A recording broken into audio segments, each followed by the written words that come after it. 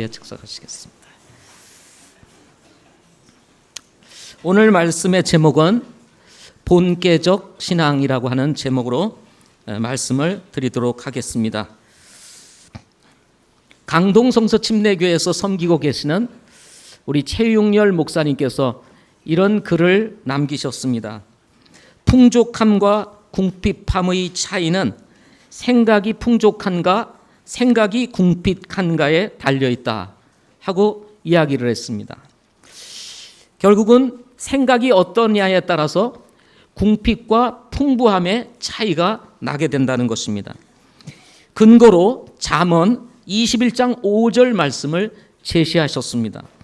부지런한 자들의 생각들은 오직 풍족함으로 이끌거니와 조급한 모든 자의 생각들은 궁핍함으로 이끌 뿐이니라 라고 잠언 말씀을 그대로 인용하였습니다. 결국은 생각의 풍족함을 가져온 부지런함, 생각의 궁핍함을 가져온 조급함이 풍족함과 궁핍함을 결정하게 된다는 것입니다. 궁핍함의 끝이라고 할 수 있는 옥중에서 바울은 풍족함에 이르는 생각을 편지에 담아 빌립보 교회 성도들에게 보냅니다. 바로 그 말씀이 오늘 빌립보서 4장 8절에 기록되고 있습니다. 끝으로 형제들아, 무엇이든지 진실한 것과 무엇이든지 정직한 것과 무엇이든지 의로운 것과 무엇이든지 순수한 것과 무엇이든지 사랑스러운 것과 무엇이든지 좋은 평판이 있는 것과 덕이 되는 것과 칭찬이 되는 것이 있거든 이런 것들을 곰곰이 생각하라. 곰곰이 생각하라. 숙고하라. 계산하라. 이런 의미를 가지고 있는 단어입니다.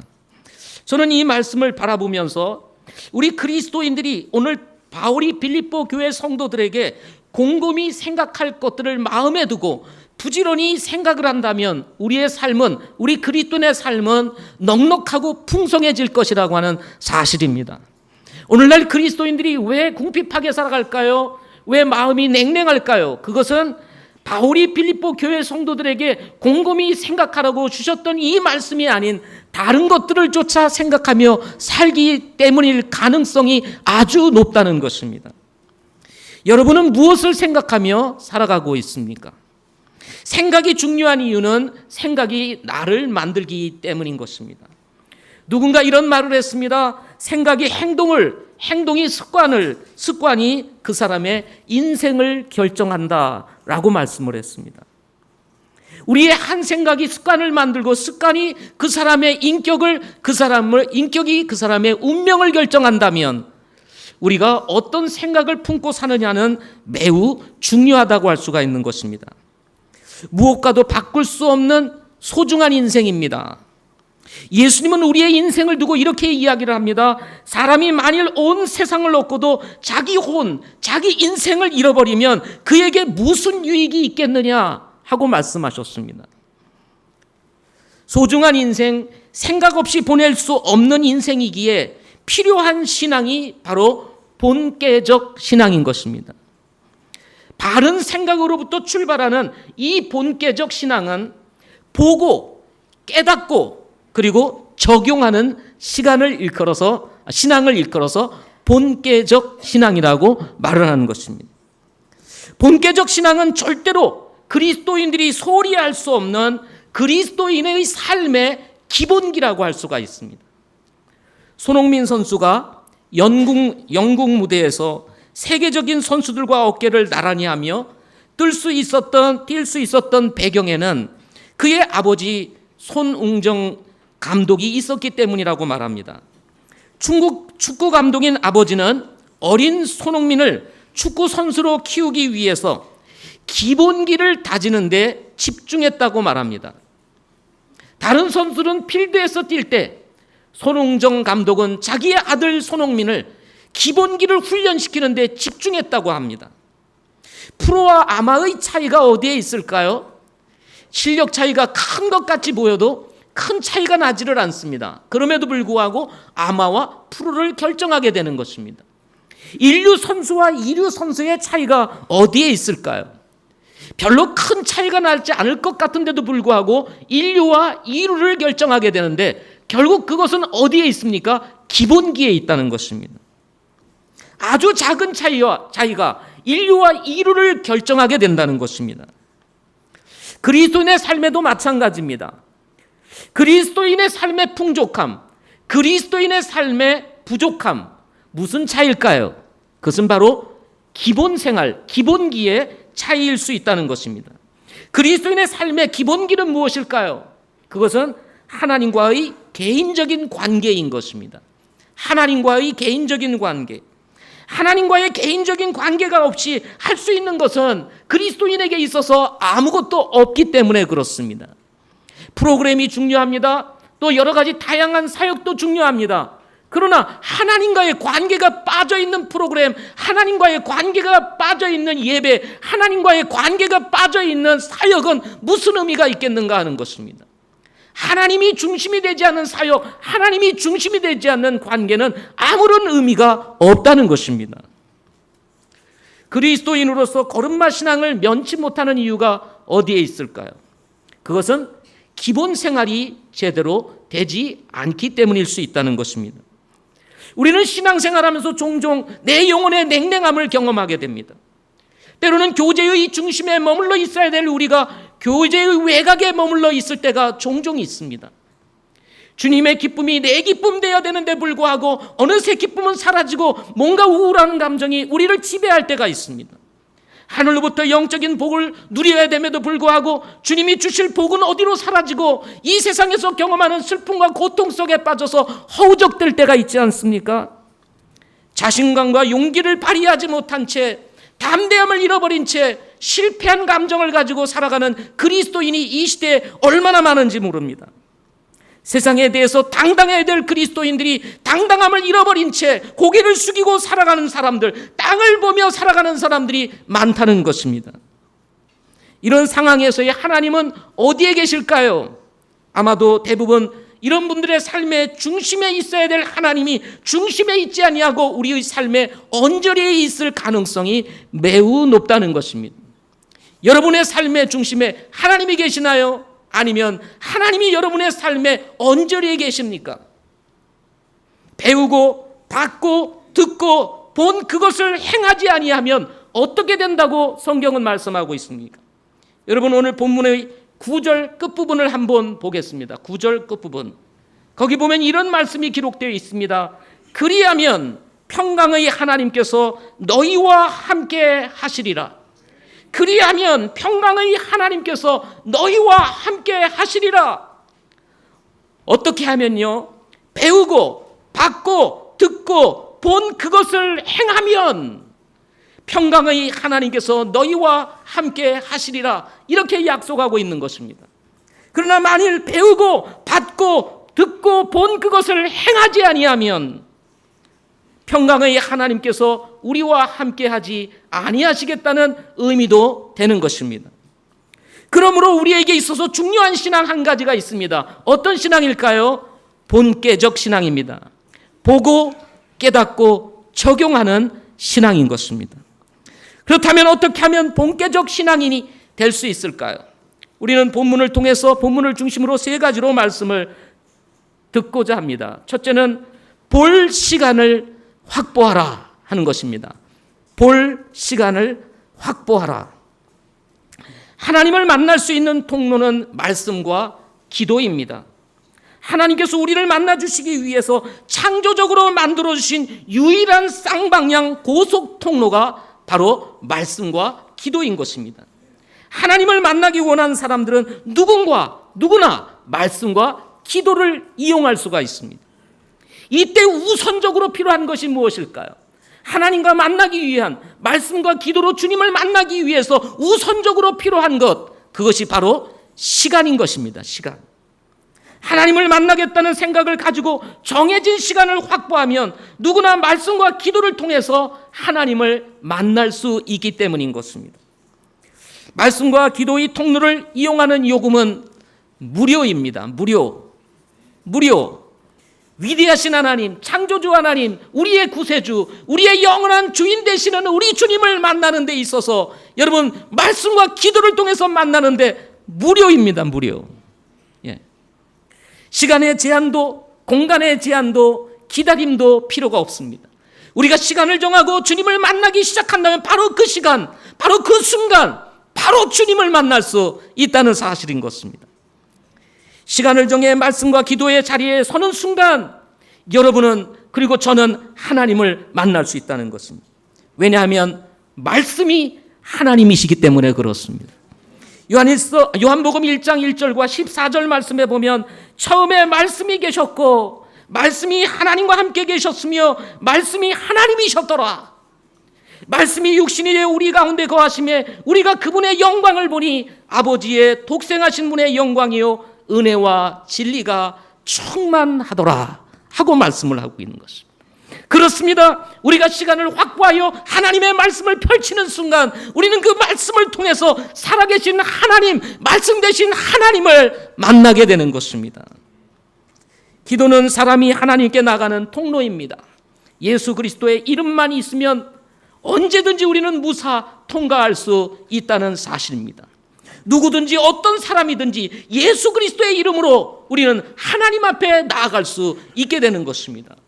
요한복음 14장 13절에서 너희가 내 이름으로 무엇을 구하든지 내가 그것을 행하리니 이것은 아버지께서 아들 안에서 영광을 받게 하려 함이니라 하고 말씀하셨습니다. 예수 그리스도의 이름으로 우리 주님의 이름으로 우리는 언제든지 주님 앞에 나가서 우리가 하고 싶은 이야기들을 마음껏 토하여내며 주님께 구할 수 있게 된다는 것입니다. 그때 우리 하나님께서는 우리의 기도를 들으시고 그것을 행하시겠다고 말씀하고 있는 것입니다. 여기에 요한일서 5장 14절부터 15절 말씀에 보면 그분 안에서 우리가 가진 확신은 이것이니 우리가 그분의 뜻대로 무엇이든 구하면 그분께서 우리 말을 들으신 것이라. 우리가 무엇을 구하든지 그분께서 우리 말을 들으시는 줄 우리가 알진대 우리가 그분께 구하여 청원한 것들은 얻는 줄 우리가 아느니라 하고 말씀하셨습니다. 우리의 확신, 그것이 무엇입니까? 우리가 주님의 이름으로 기도하면 우리 하나님께서 들으신다는 것입니다. 우리는 기도를 통해서 하나님을 만나게 되는 것입니다. 하나님은 말씀을 통해서 우리를 만나주시고 우리는 기도를 통해서 하나님을 만나게 되는 것입니다. 이렇게 말씀과 기도를 통해서 하나님을 배우고 하나님을 받고 듣고 보게 된다고 9절에서 말씀하고 있는 것입니다. 그렇다면 말씀을 보고 기도를 하기 위해서 필요한 것이 무엇일까요? 필요한 것이 무엇일까요? 시간인 것입니다. 시간. 말씀 보는 시간, 기도하는 시간, 말씀 듣는 시간, 말씀 듣고 연구하는 시간, 시간이 필요한 것입니다. 주님 앞에 나가 기도하는 시간, 주님 앞에 간절히 구하는 시간, 우리의 마음을 토하며 주님 앞에 설 수 있는 시간, 그 시간이 필요한 것입니다. 지난주 출애굽기를 읽었습니다. 출애굽기 끝부분을 읽으면서 성막 짓는 이야기가 나온다는 사실을 제가 한번 예배를 통해서 말씀을 전했습니다. 38장부터 40장까지 성막 짓는 이야기가 구체적으로 나오는데요. 이 장을 쭉 읽다가 보면 반복적으로 나오는 문장이 있습니다. 그 문장은 주께서 모세에게 명령하신 모든 것을 만들고 라고 하는 말씀으로부터 시작해서 주께서 모세에게 명령하신 대로 주께서 모세에게 명령하신 것과 같았더라. 주께서 모세에게 명령하신 모든 것에 따라 행하였더라. 하나님께서 명령하신 그대로 성막을 지었다는 사실이 계속해서 반복적으로 기록되고 있는 것을 보게 됩니다. 모세가 위대한 성막을 짓는 일에 있어서 사용을 받았을 때 그가 하나님의 위대한 성막을 지을 수 있었던 이유가 어디에 있었을까요? 그것은요, 성막을 짓기 전 하나님의 부르심을 쫓아 시내 산에서 40일간 하나님을 만날 수 있는 시간적 기회가 있었기 때문이라는 것입니다. 하나님의 부르심에 순종하지 아니하고 그가 시내산에 올라가 하나님께서 40일 동안 그와 교제하며 성막을 짓는 이야기와 그의 설계도를 모세에게 주지 않았다면 모세가 성막을 지을 수 있었을까요? 없었을 것입니다.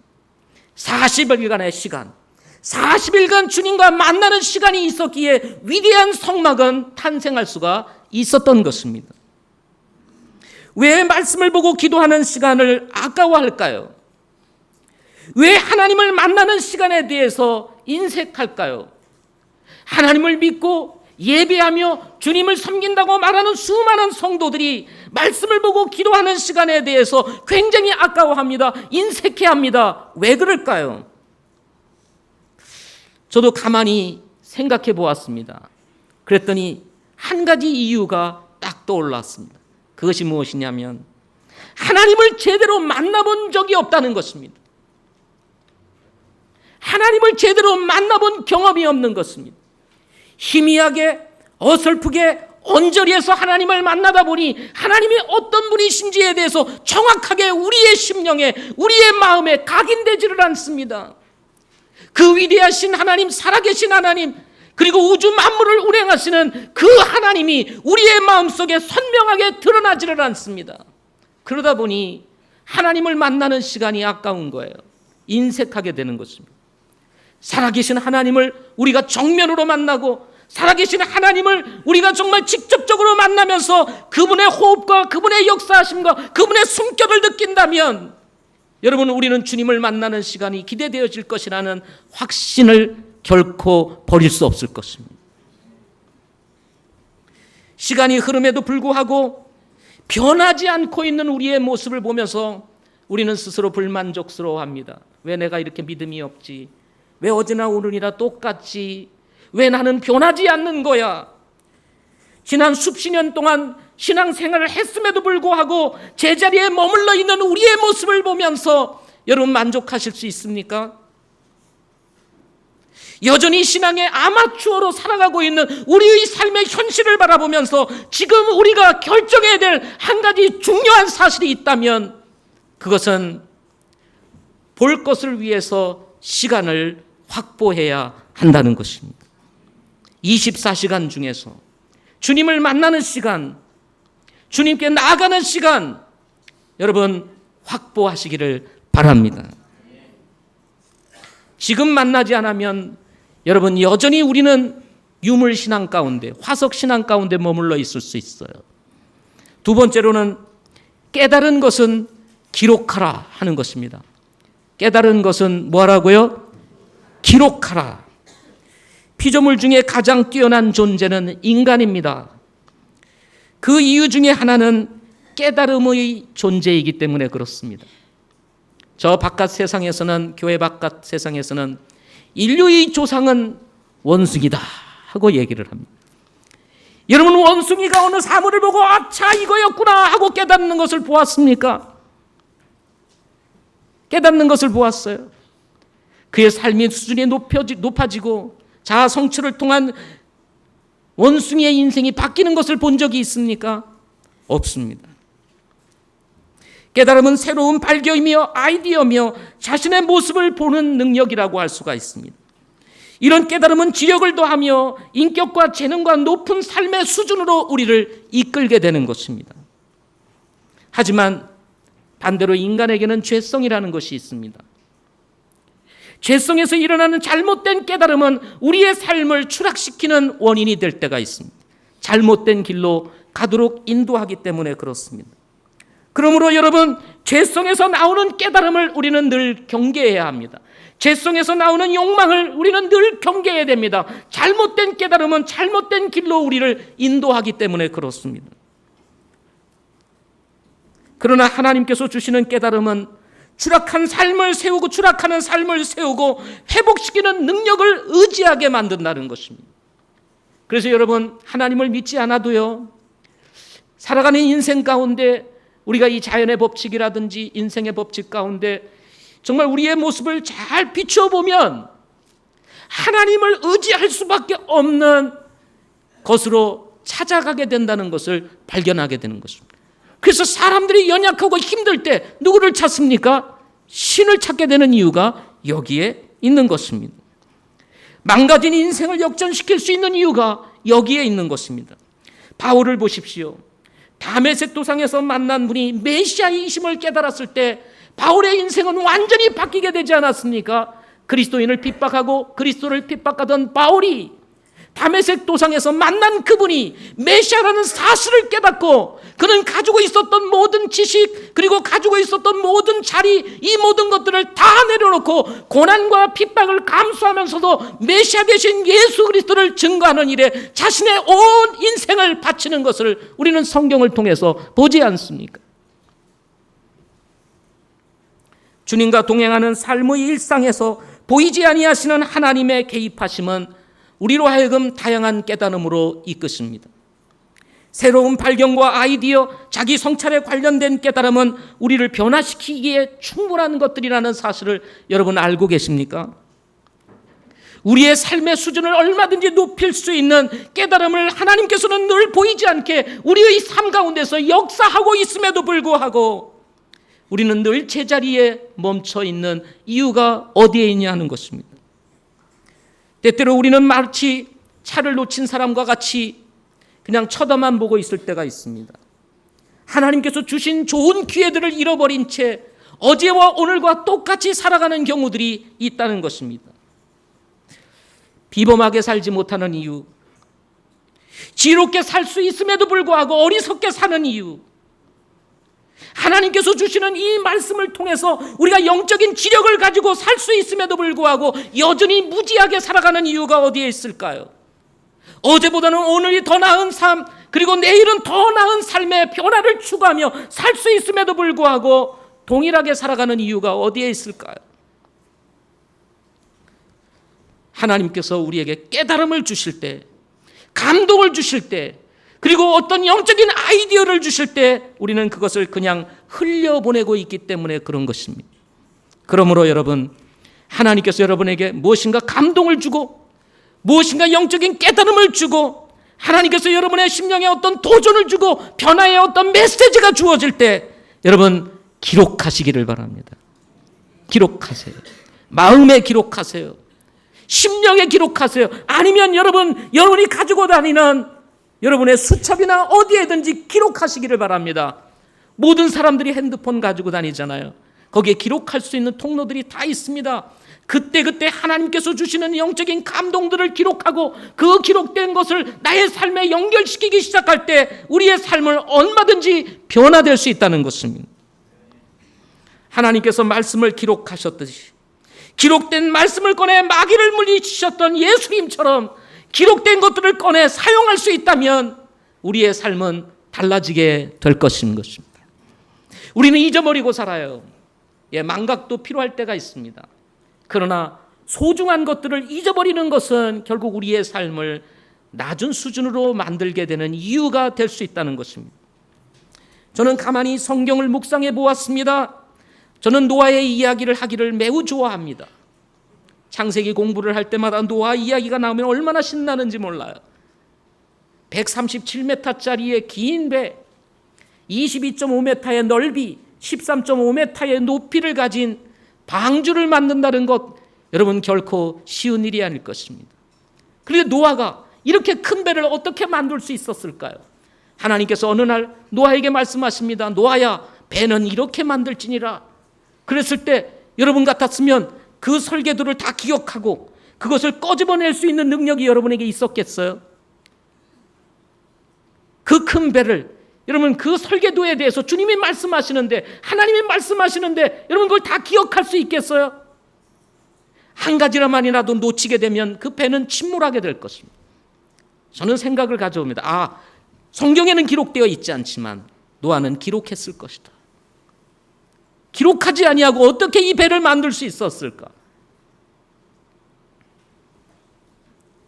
모세가 성막을 지었을 때 그 얼마나 다양하고 복잡한 성막의 이야기, 제사장이 옷 하나 만드는 것도 아주 얼마나 복잡한지 모릅니다. 여러분 성경을 읽어보세요. 그것을 어떻게 다 기억하고 그것을 기억에서 꺼집어내어서 여러분 성막 짓는 일들을 할 수 있었겠어요? 어떤 방법으로든 그는 기록했을 것이라는 생각을 가지게 됩니다. 삶의 수준이 높은 사람들의 특징이 무엇입니까? 그것은 기록한다는 것입니다. 삶의 수준이 높은 사람들은 항상 기록한다는 것입니다. 메모를 가지고 기록한다든지 마음에 새기든지 어떤 형태로든 그것을 기억한다는 거예요. 순간순간 깨달음과 아이디어 발견을 흘려보내지 않습니다. 아주 작은 차이지만 그것이 여러분 비범과 평범의 관계를 결정하게 되는 것입니다. 그럼에도 불구하고 왜 사람들은 기록하지 않을까요? 그것은 귀차니즘 때문이 그렇습니다. 귀차니즘. 너무 귀찮은 거예요.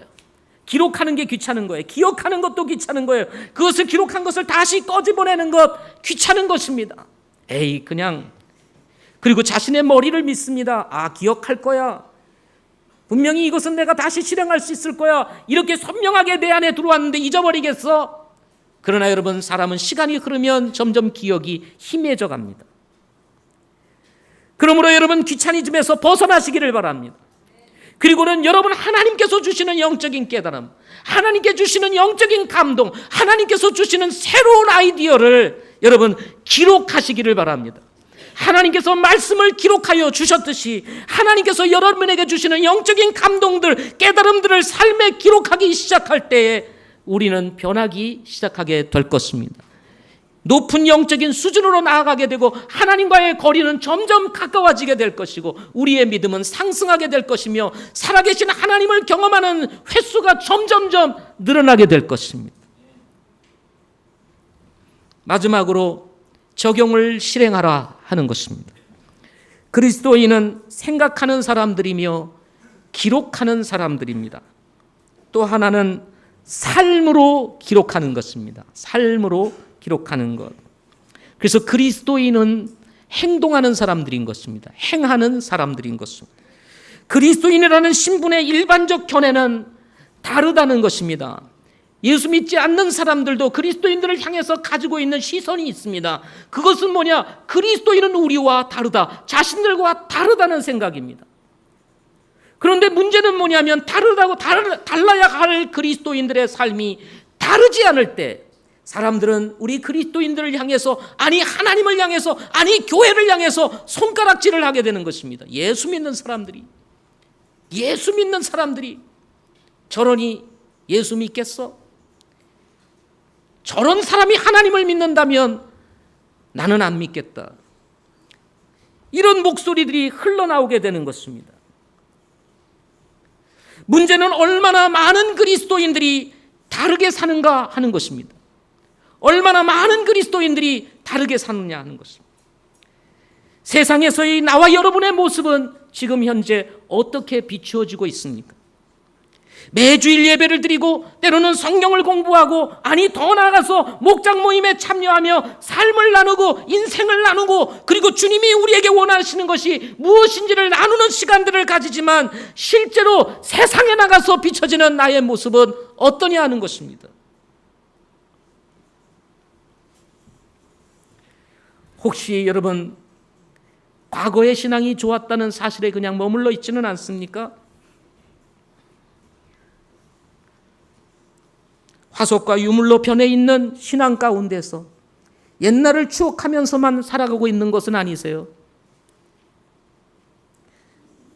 보이지 않는 세상과의 영적 싸움에 뒤로 후퇴해서 그야말로 웅크리고 숨어있는 모습으로 살아가고 있지는 않습니까?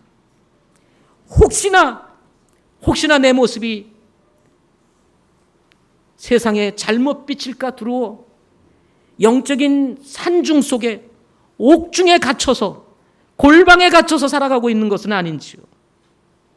생동감 있는 그리스도인, 매력적인 그리스도인, 살아있는 그리스도인, 능력 있는 그리스도인, 세상이 감당할 수 없는 그리스도인, 어떤 그리스도인일까요? 바로 실행하는 그리스도인인 것입니다. 하나님의 말씀을 듣고 행하는 그리스도인인 것입니다. 지식만 있고 실천이 없으면 어떻게 될까요? 그것은 바리새인이 되는 것입니다. 지식은 있어요. 실천이 없습니다. 바리새인이 되는 것입니다. 그러나 지식은 실천이 아닙니다. 많은 그리스도인들이 착각을 합니다. 지식이 마치 실천인 것으로 오해를 합니다. 내가 알고 있다는 거예요. 알고 있는 것과 행하는 것은 다른 것입니다. 알고 있는 것과 삶은 다른 것입니다. 지금 우리에게 필요한 것은 아는 것이 아니라 행하는 것입니다.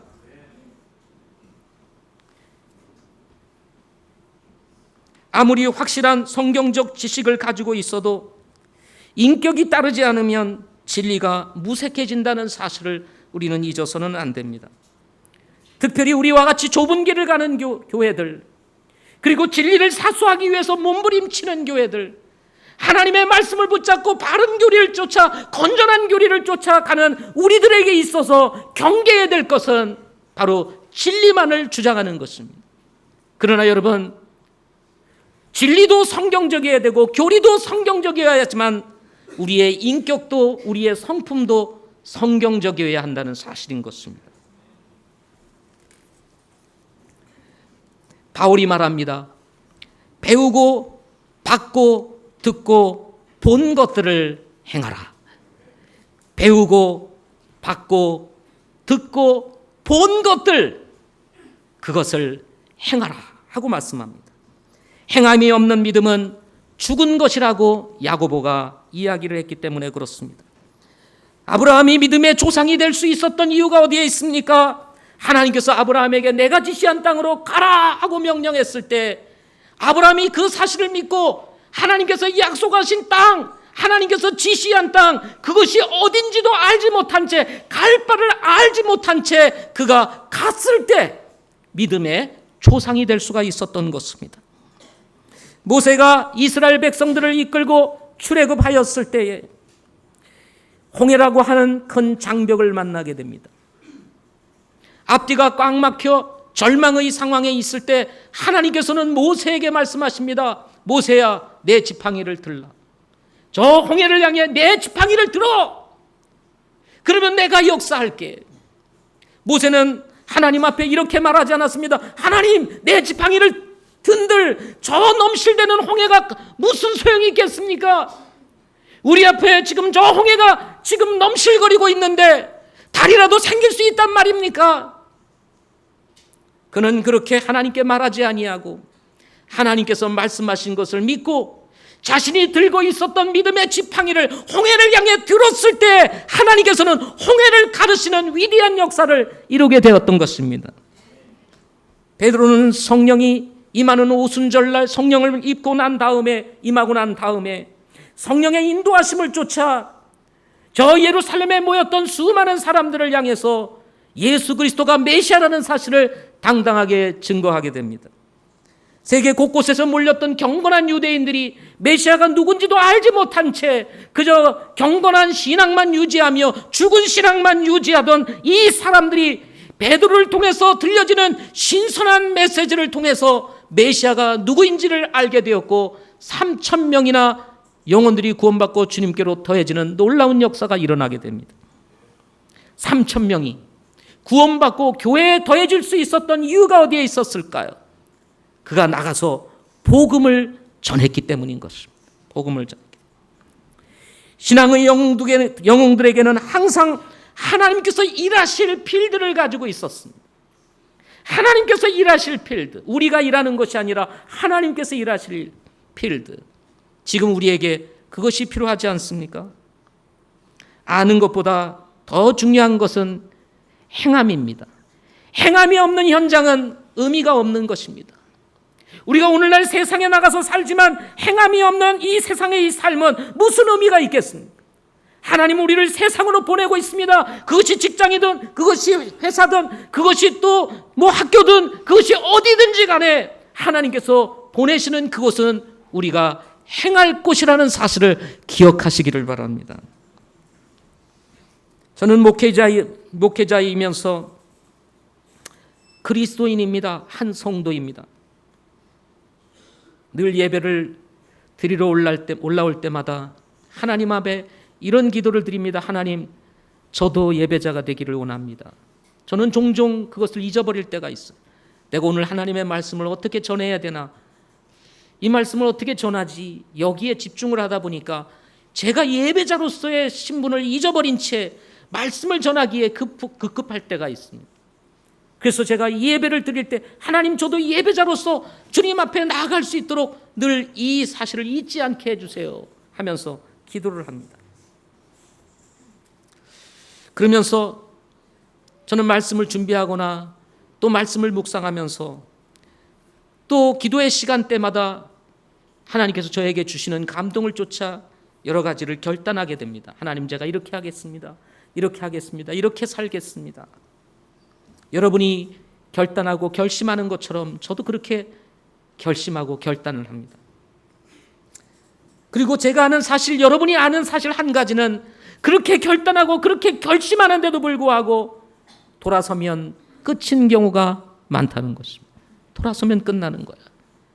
기도하고 일어서는 순간 우리는 결심과 상관없이 살아갑니다. 결단한 것과 상관없이 잊어버리고 살아갈 때가 얼마나 많은지 모릅니다. 결심만 하고 실천하지 못하는 바보로 살아가는 경험을 저는 수없이 하며 살아왔습니다. 이제는 더 이상 그렇게 살고 싶지 않다는 생각을 가지게 됩니다. 비록 남지 않은 이제 짧은 목회의 기간이지만, 그러나 목회는 내가 그만둔다 할지라도 아직 내가 주님을 섬길 수 있는 삶은 남아있기에 더 이상 이렇게 살지 말아야 되겠다. 여러분은 어떻습니까? 혹시 결심만 하는 바보로 살아가고 있지는 않습니까? 결심만 하고 결단은 하는데 행하는 것이 없습니다. 그렇다면 깨닫고 결심만 하는 바보가 되지 말고 지금 행동하는 그리스도인들이 되시기를 바랍니다. 하나님께서 말씀을 주실 때, 여러분의 마음속에 영적인 감동을 줄 때 그것을 삶에 적용하고 행하는 믿음으로 나아감으로 말미암아 궁핍한 삶이 아니라 풍성한 삶이 될 수 있기를 바랍니다. 살아계신 하나님을 만나고 살아계신 하나님과 동행하는 이 영적인 감동, 영적인 축복, 이것을 올 한 해 누리며 살아가실 수 있기를 바랍니다. 기도하겠습니다.